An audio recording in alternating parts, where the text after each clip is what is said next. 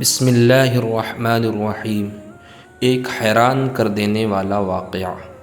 حجاج بن یوسف ایک شخص تھا اس امت میں جو بہت زیادہ سخت طبیعت رکھتا تھا، اور جو بات بھی اس کے دل میں آتی تھی اس کو کر دیتا تھا۔ ایک دفعہ وہ طواف کر رہا تھا تو اس نے دیکھا کہ مطاف کے اندر بیٹھ کر ایک اندھا دعا مانگ رہا ہے کہ اللہ میری آنکھوں کو بینا کر دے، مجھے روشنی عطا کر دے۔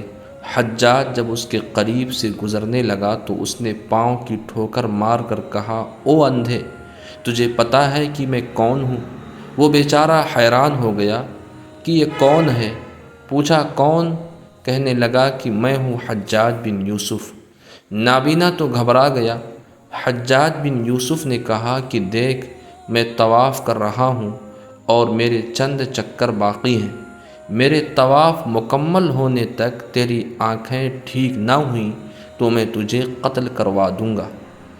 اور ساتھ ہی ایک سپاہی بھی متعین کر دیا کہ اندھا بھاگنے نہ پائے۔ خود طواف کرنے لگ گیا۔ اب تو اندھے کا حال ہی عجیب ہو گیا کہ پہلے تو بینائی کا سوال مانگتا تھا، اب تو زندگی کا سوال ہے۔ اب اس طرح تڑپ کر اس اندھے نے دعا مانگی کہ اس کے طواف ختم کرنے سے پہلے ہی اللہ تعالیٰ نے اسے بینائی عطا فرما دی۔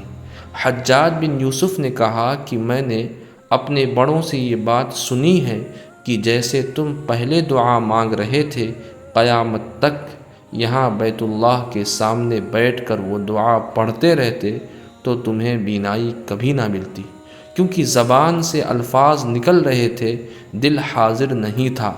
اب جب تمہیں جان کی فکر ہوئی کہ میری موت اور زندگی کا سوال ہے، اب تم نے تڑپ کر دعا مانگی، اور جو بندہ اس مطاف میں تڑپ کر اللہ سے دعا مانگتا ہے، اللہ کبھی اس کی دعا کو رد نہیں کیا کرتے۔ اللہ تعالی ہمیں اس واقعے سے نصیحت حاصل کرنے کی توفیق عطا فرمائے۔